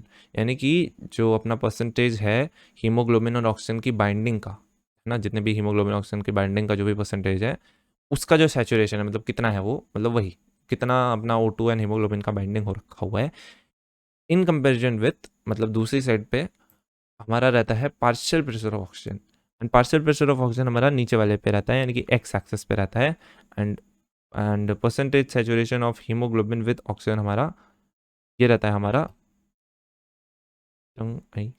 अच्छा, इसको एक बार में लाइन खींचनी पड़ेगी, स्क्रॉल अप करते समय लाइन गायब हो जाएगी। तो ये जो हमारा होता है ये वाई अपना होता है, ठीक है, वाई एक्सेस। तो इस पे हमारा partial pressure of percentage saturation of haemoglobin with oxygen अपना रहता है, ठीक है, यानी कि परसेंटेज हो उसका किसका, saturation of haemoglobin with oxygen कितना है हमारे ब्लड में, उसका सैचुरेशन परसेंटेज, समझे। तो this curve is called oxygen dissociation curve, ये भी इंपॉर्टेंट है। इसको कहते हैं ऑक्सीजन डिसोसिएशन कर्व कहते हैं इसको, यानी कि ऑक्सीजन कब डिसोसिएट होगा ये कब दिखाता है, ठीक है, oxygen dissociation curve, and is highly useful in studying the effect factor. अब इसमें हम कुछ इफेक्ट फैक्टर को स्टडी कर सकते हैं, जैसे partial pressure of CO2 H+ concentration, इनसे इस कर्व पर कुछ इफेक्ट पड़ेगा एंड उस चीज़ को हम स्टडी कर सकते हैं इस ग्राफ की हेल्प से।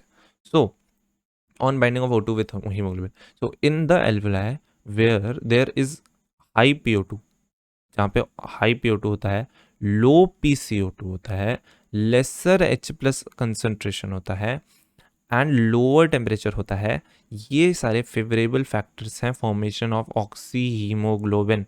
देखो अब मैं तुम्हें समझाता हूँ। देखो हमारा जो टिश्यू होता है, टिश्यू वहाँ पे रिएक्शंस हो रहे होते हैं, तो टिश्यू में कुछ ना कुछ रिएक्शंस हो रहे होते हैं, टिश्यू में कुछ आयंस होते हैं। आयंस कहाँ पे होते हैं, टिश्यू में होते हैं, तो जहाँ पर आयन होगा वहीं पर H+ ज़्यादा होगा, है ना, वहाँ पे क्या होगा, H+ ज़्यादा होगा, वहाँ पर कार्बन डाइऑक्साइड भी ज़्यादा होगा, वहाँ पर टेम्परेचर भी ज़्यादा होगा, क्योंकि रिएक्शंस वगैरह हो रहे हैं वहाँ पे, सब मेटाबॉलिज्म जहाँ पर हो रहा होता है वहाँ पे टेम्परेचर हाई ही रहता है, तुम्हारी बॉडी टेम्परेचर हाई है ना, बस समझ जाओ, तो टेम्परेचर तुम्हारा हाई है। सो टिश्यू का टेम्परेचर हाई रहता है, एयर का टेम्परेचर हाई रहता है या तुम्हारे टिश्यू का, सिंपल सी बात है ना। और तो देखो ये जो कर्व तुम देख रहे हो, ये जो कर्व तुम देख रहे हो, ये एक बार समझने की कोशिश करो। पहले तो एक तुम्हें अगर ऊपर ऊपर से कोई देखे इस कर्व को, ज़्यादा सिग्मॉइड पे ना ध्यान दे, तो वो कहेगा कि लगभग लगभग ऐसा है कि ऐसे स्ट्रेट लाइन, अगर कहने का मतलब कह सकते हो ना कि एक तरीके से ऊपर ही जा रहा है, एक लगभग लगभग इस तरीके का है। तो मतलब कि जब पार्शियल प्रेशर ऑफ ऑक्सीजन बढ़ रहा है, जब प्रेशर ऑफ ऑक्सीजन हम बढ़ा रहे हैं, तो हमारा ज़्यादा ऐसी चीज़ें हमको दिख रही हैं ब्लड में, मतलब ज़्यादा हीमोग्लोबिन और ऑक्सीजन का सैचुरेशन दिख रहा है साथ में, मतलब चिपके हुए। मतलब मान लो ये हीमोग्लोबिन कैसा दिखता है, ऐसा ऐसा दिखता है ना, थोड़ा अजीब सा चीज़ है, जैसे 4 जगहों पर दिखता है, तो ये चीज़, एंड इसमें तुम ऑक्सीजन लगा दो, चलो ऑक्सीजन मान लो ब्लू कलर का होता है, तो ऑक्सीजन लगा दिया मैंने यहाँ पर, तो ऐसे 4 ऑक्सीजन के मॉलिक्यूल लगा दिए, तो ये जो हीमोग्लोबिन तुमको दिख रहा है, ये हीमोग्लोबिन कब ज़्यादा होगा, जब पार्शियल प्रेशर ऑफ ऑक्सीजन ज़्यादा होगा। ये कर्व पहली चीज़ तो तुम्हें यही सिखा देता है, एंड और भी कई सारी चीज़ सिखाता है, एंड वो चीज़ें मैं बताने जा रहा हूँ, क्योंकि ये ऐसे सिग्मॉइड एकदम स्ट्रेट तो नहीं है ना, थोड़ा इसका मतलब और सारे फैक्टर इन्वॉल्व हैं, तो ये कर्व ये भी प्रूफ करता है कि और सारे फैक्टर भी इन्वॉल्व है, तो उन्हीं को हम स्टडी करते हैं, जैसे PCO2 H+ कंसंट्रेशन। अच्छा देखो यहाँ पर बात किस चीज़ की हो रही है, ये बहुत ज़्यादा इंपॉर्टेंट होता है, इस पर लोग नहीं ध्यान देते। यहाँ पर बात हो रही है इन एल्वुलाई, बस अगर तुमने ये वर्ड पकड़ लिया ना तो हो गया काम। एल्वुलाई में क्या है, एयर ही तो है, एयर में ऑक्सीजन ज़्यादा रहता है, ऑक्सीजन का सैचुरेशन ऊपर हमने देखा था। लो PCO2, CO2 लगभग कम रहता है, उसका जो सैचुरेशन, उन दोनों को कंपेयर करोगे तो CO2 तो कम होता है ना पार्शियल प्रेशर। लेसर H+, वो टिश्यू तो है नहीं जो उसमें आयंस वगैरह होंगे, तो लेसर H+ होता है ना। एंड लोअर टेम्परेचर कम ही होता है हवा का हमारे कंपेरिजन में। अब समझ आया, these factors are favourable in the formation of oxy haemoglobin. तब जब इतने फैक्टर होते हैं, ये फैक्टर जब होते हैं, एल्वुलाई में क्या हो रहा होता है, देखो तुम्हें फैक्टर याद करने की जरूरत नहीं है, तुम ऐसे समझो ना, तुम जानते हो कि एल्वुलाई में ही हमारा, जब एल्वुलाई में हमारा ब्लड जाता है तो वो ऑक्सीजनेटेड आके लौटता है, यानी कि एल्वुलाई से जब हमारा ब्लड आ रहा था तो ऑक्सी हीमोग्लोबिन हमारे ब्लड में बढ़ गया, तो ऑक्सी हीमोग्लोबिन अगर बढ़ गया हमारे ब्लड में तो सही है, अच्छी बात है, बढ़ गया, तो बढ़ गया। और तुम्हें एक ये चीज़ तुम्हें पता है दूसरे साइड तुम्हें एक और चीज़ पता है कि जो एल्वुलाई होता है वो एल्वुलाई होता है, एंड एल्वुलाई जो होता है वो एयर से इन्फ्लुएंस में रहता है। तो एयर से इन्फ्लुएंस में रहता है तो उसका ऑक्सीजन का सेचुरेशन ज़्यादा होता है, कार्बन डाइऑक्साइड का सेचुरेशन कम होता है, एंड H+ का आयन का कंसनट्रेशन कम रहेगा, एंड टेम्परेचर भी कम ही रहेगा। तो इसमें तुम्हें कुछ भी याद नहीं करना है, बस कनेक्ट करना है चीज़ों को, ठीक है, सिंपल। सो अब आगे चलते हैं। वेयर एज अब हम टिश्यू की बात करेंगे। देखो जो इंपॉर्टेंट वर्ड है वो मैं मार्क कर देता हूँ। इन the tissue, in the tissue यहाँ पे लो PO2 रहता है ना, लो PO2 रहता है। देखो लगभग लगभग उसका उल्टा है, हाई PCO2 रहता है, हाई H+ रहता है। क्यों रहता है सब बता चुका मैं। हाई टेम्परेचर रहता है, करेक्ट। अब देखो अगर वो सारी कंडीशन फेवरेबल थी, वो सारी कंडीशन क्या थी, फेवरेबल थी, ठीक है, क्या थी, फेवरेबल। तो ये सारी कंडीशन उसकी उल्टी हैं, तो ये क्या हो जाएंगी, ये नहीं होंगी फेवरेबल ना, तो ये हो जाएंगी ये फेवरेबल नहीं है, ठीक है। बट हम इसको अलग तरीके से लिखते हैं इसी बात को कि ये फेवरेबल नहीं है, ऐसा भी लिख सकते हैं, they are not favourable. But confuse करना काम है एनसीईआरटी का। तो एनसीईआरटी लिखती है these condition are favourable for dissociation of oxygen from oxyhaemoglobin. तो ये अब भाई एक ही बात है ना, फेवरेबल नहीं है एसोसिएशन के, यानी कि डिसोसिएशन के फेवरेबल है, बात एक ही है, उल्टे उल्टे तरीके से बार बार बोली जा रही है। तो दिस क्लियरली इंडिकेट्स कि oxygen gets bond to haemoglobin in the lung surface and get dissociated in the tissue. तो फेवरेबल लेवल नहीं है तो वहाँ डिसोसिएशन हो जाएगा, simple. Every 100 ml of oxygenated, अब ये कुछ डेटा है, every 100 ml of oxygenated blood deliver 5 ml of, and ये डेटा इंपॉर्टेंट है, एंड आई गेस ये नीट में आया है, हम क्वेश्चन करेंगे इसके, तो मैं तुमको वहाँ पे भी हम देखेंगे ये चीज़। सो yep. So every 100 ml of oxygenated blood can deliver around 5 ml of O2, 5 ml of O2 every 100 ml of oxygenated blood deliver कर सकता है to the tissues under normal physiological condition. यहाँ पे एक वर्ड बड़ा इंपॉर्टेंट है, normal physiological conditions में ऐसा हो रहा है, तुम छेड़खानी करोगे बॉडी के साथ, तुमने O2 मान लो बढ़ा दिया, या फिर O2 एटमॉस्फेयर से ही डिक्रीज हो गया, तो 5 ml का 4 ml 3 ml 2 ml गिर जाएगा, है ना, जो कि डेडली चीज़ है। सो अब बात करते हैं ट्रांसपोर्ट ऑफ कार्बन डाइऑक्साइड। अभी तक हमने ऑक्सीजन का पढ़ा, अब हम कार्बन डाइऑक्साइड का पढ़ेंगे। तो कार्बन डाइऑक्साइड का ट्रांसपोर्ट कैसे होता है, CO2 is carried by haemoglobin as carbamino haemoglobin. देखो ध्यान देना, इस वर्ड पे बहुत ज़्यादा ध्यान देना, कार्बामीनो है, ठीक है, कार्बामीनो हीमोग्लोबिन।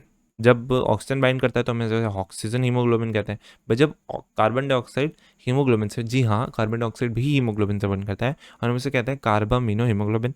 एंड अबाउट 20 से 25% ये होता है, इसी तरीके से ट्रांसफर होता है CO2 का, बाकी सारा तो अपना प्लाज्मा में होता है, हम बात कर चुके हैं उसकी। तो this binding is related with the partial pressure of CO2। अब पार्शियल प्रेशर ऑफ CO2 पे ये बाइंडिंग, देखो सेम चीज़ है यार, एंड वही जो O2 वाला कंसेप्ट है वही यहाँ पे लगेगा। So PO2 is major factor, and यहाँ पे PO2 मेजर फैक्टर है which could affect this binding. So when PCO2 is high the PO2 is low, and ये होता है टिश्यू में जहाँ पे मोर बाइंडिंग हो जाती है कार्बन डाइऑक्साइड की, एंड अगर PCO2 लो है तो PO2 हाई हो जाता है एल्वुलाई में, एंड यहाँ पे डिसोसिएशन हो जाता है। सिंपल चीज़ है, ऑफ CO2 फ्रॉम कार्बामीनो हीमोग्लोबिन से डिसोसिएशन हो जाता है, that is CO2 with bond to hemoglobin from the tissue is delivered to the alveoli। यानी कि टिश्यू से बॉन्डिंग हुई एंड alveoli में डिसोसिएशन हुआ, यानी कि टिश्यू से लेकर alveoli में डिलीवरी हो गई। सो RBCs contain very high concentration of enzymes called carbonic anhydrase। Carbonic anhydrase नामक एक एंजाइम है जिसका हाई कंसंट्रेशन होता है RBC में, एंड ये क्या होती है, and a minute quantity of same is present in the plasma too, थोड़ा सा प्लाज्मा में भी रहता है, and this enzyme facilitate the following reaction. तो ये जो रिएक्शन है इसको ये फैसिलिटेट करता है, ठीक है, मतलब इस रिएक्शन को ये फैसिलिटेट करता है, CO2 एंड वाटर के को ये बना देता है हमारा ये जो अपने हमने बोला था ना बाइकार्बोनेट आयन, वही यही है वो, ठीक है, HCO3-।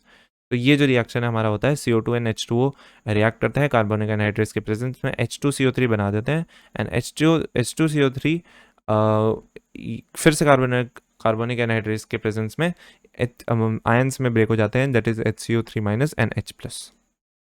So at the tissue side where the partial pressure of CO2 is high due to the catabolism मतलब कुछ ऐसे reactions हो रहे हैं जिनसे तोड़म ताड़ू हो रही है, एंड तोड़म ताड़ू में CO2 बन रहा है, तो CO2 diffuse into the blood and RBC and the plasma दोनों जगह पे, एंड फॉर्म्स HCO3- और क्या बना लेता है, HCO3- बना लेता है एंड H+ बना लेता है। ठीक है। एट द एल्वुलर साइड में जहाँ पर PCO2 लो होता है, जहाँ पर CO2 इसको निकलना है, ठीक है, वहाँ पर ये क्या करेगा, the reaction proceeds in the opposite direction. अब यहाँ पे रिएक्शन उल्टा उल्टा आने लगेगी, यहाँ से उल्टा उल्टा चलने लगेगी एंड CO2 तक आ जाएगी। तो यहाँ पर क्या होगा, leading to formation of CO2 and H2O, जो कि पहले थे, बस ट्रैवल करते समय अपना फॉर्म चेंज कर लेते हैं एक तरीके से, ऐसा समझ सकते हो। 10 CO2 trapped as bicarbonate at the tissue level. तो अगर तुम टिश्यू को ले लोगे और सोचोगे तो उसमें कार्बन डाइऑक्साइड तुम्हें डिजॉल्व मिल जाएगा, तो तुम्हें वो HCO3- के फॉर्म में ही मिल पाएगा। एंड एल्वोलाई में जब ट्रांसपोर्ट हो रहा होता है, तो एल्वोलाई में लेकिन रिलीज होता है तब वो CO2 के फॉर्म में ही रिलीज होता है। ठीक है, फिगर 17.4 में देखते हैं इसको। Every 100 ml of deoxygenated blood delivers approximately 4 ml। तो ये डेटा भी इंपॉर्टेंट हो जाता है यहाँ पर, एंड इस पर क्वेश्चन आने के चांसेस रहते हैं। 4 ml of CO2 every 100 ml of deoxygenated blood deliver करता है। ठीक है, एंड ऑक्सीजन कितना करता था, 5 ml of O2 every 100 ml of oxygenated करता है। ठीक है, तो रेगुलेशन ऑफ रेस्पिरेशन की बात करेंगे अब। तो in humans have significant ability to maintain and moderate the respiratory rhythm that suit the demand of the body tissue. This is done by the neural system. The specialized center called medulla region is of the brain is called respiratory rhythm center. तो medulla region है हमारा जो brain का, वहाँ पे respiratory rhythm center होता है, which is responsible for the regulation. And another center present in pons region. pons region में एक और center present होता है brain के pons region में, उसको कहते हैं pneumotaxic center that can moderate the function of a respiratory rhythm center. And ये respiratory rhythm center यानी कि ये मेडुला वाले रीजन वाले को ये क्या करता है, मॉडरेट करता है। And neural signal from this centre can reduce the duration of inspiration. तो इंस्पिरेशन एंड एक्सपिरेशन के ड्यूरेशन को हम लोग क्या कर सकते हैं, अल्टर कर सकते हैं, चेंज कर सकते हैं डिपेंडिंग ऑन आवर नीड्स। तो एक कीमोसेंसिटिव एरिया रहता है, a chemosensitive area is situated adjacent to rhythmic center which is highly sensitive to CO2। एक कीमोसेंसिटिव एरिया होता है, कीमो मतलब केमिकल से सेंसिटिव एरिया, तो वो जैसे ही CO2 का ज़्यादा होगा या कम होगा तो वो सेंस कर लेगा। एंड हाइड्रोजन आयंस भी तो वो सेंस कर लेगा। ये रिदम सेंटर के साइड में बैठा रहता है, ठीक है, तो वो सेंस कर लेगा। And increase in the substance can activate this centre, अगर वो इंक्रीज होगा तो सेंस कर लेगा, which in turn can signal the rhythm centre to make necessary adjustment in the respiratory process by which the substance can be eliminated. तो उसको जल्दी से जल्दी एलिमिनेशन के लिए ये सिग्नल करेगा रिदम वाले सेंटर को कि कुछ करो यार, कुछ करो, ये CO2 बढ़ रहा है ना। तो इस सिग्नलिंग देता है रिदमिक सेंटर को कि CO2 बढ़ रहा है एंड दिक्कत है बॉडी के लिए, कुछ करो। So receptors associated with the aortic arch, और क्या होता है, एक एओर्टिक आर्क में कुछ रिसेप्टर्स लगे होते हैं। And carotenoid artery are also recognize changes of CO2 and H+ concentration, ये भी सेंस करते हैं एंड ये भी सिग्नल देते हैं रिदम सेंटर को फॉर रेमेडियल एक्शंस। कुछ एक्शंस लो कि हमारा जो ये CO2 एंड H+ का कंसनट्रेशन बढ़ रहा है वो थोड़ा सही हो सके। तो aortic arch and carotenoid artery, ये दोनों भी कैरोटिड आर्टरी सॉरी, तो ये दोनों भी हमारे सिग्नल्स देते हैं रिदमिक सेंटर को ही फॉर रेमेडियल एक्शंस। ठीक है, so the role of oxygen is in the regulation of the respiratory rhythm is quite insignificant.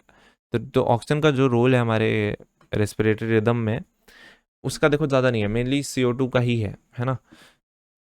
तो ठीक है, चलो डिसऑर्डर्स ऑफ रेस्पिरेटरी सिस्टम की बात करते हैं।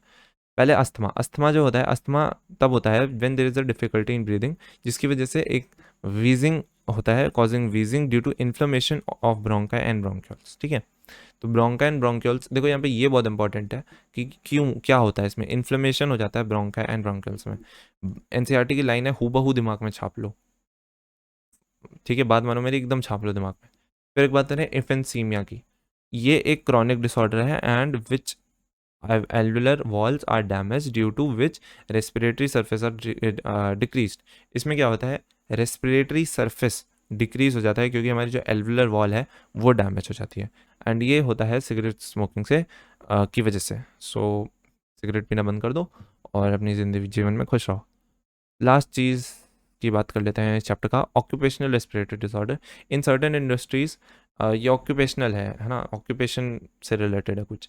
तो जो लोग इंडस्ट्री वर्कर्स होते हैं उनको होता है, तो वो लोग क्या करते हैं, जो लोग ग्राइंडिंग ऑफ स्टोन ब्रेकिंग में काम करते हैं, वहाँ पर क्या होता है ना, बहुत डस्ट प्रोड्यूस होती है, जिसकी वजह से defence mechanism of the body can not fully cope with this situation. तो इतनी सारी डस्ट जब हम इनहेल कर लेते हैं, कुछ ना कुछ तो पहुंच जाती होगी ना वहाँ तक, तो वो हमारा डिफेंस मैकेनिज्म इसके साथ कोप अप नहीं कर पाता है। And long exposure can give a rise in inflammation leading to fibrosis. And बहुत ज़्यादातर अगर तुम्हें उसका एक्सपोजर रहेगा तो तुम्हें फिब्रियोसिस हो जाएगा, जिसमें पॉलीफरेशन ऑफ फिब्रस टिश्यू हो जाता है। क्या हो जाता है? Proliferation of fibrous tissue, and thus causing serious lung damage, और सीरियस लंग डैमेज जिसकी वजह से हो सकता है। ठीक है, तो worker in such industry should wear a protective mask. तो इन वर्कर को क्या मास्क पहनकर हमेशा काम करना चाहिए। ठीक है, तो thank for watching, and video को एंड करते हैं। एंड हो जा भाई मेरे। Okay bye.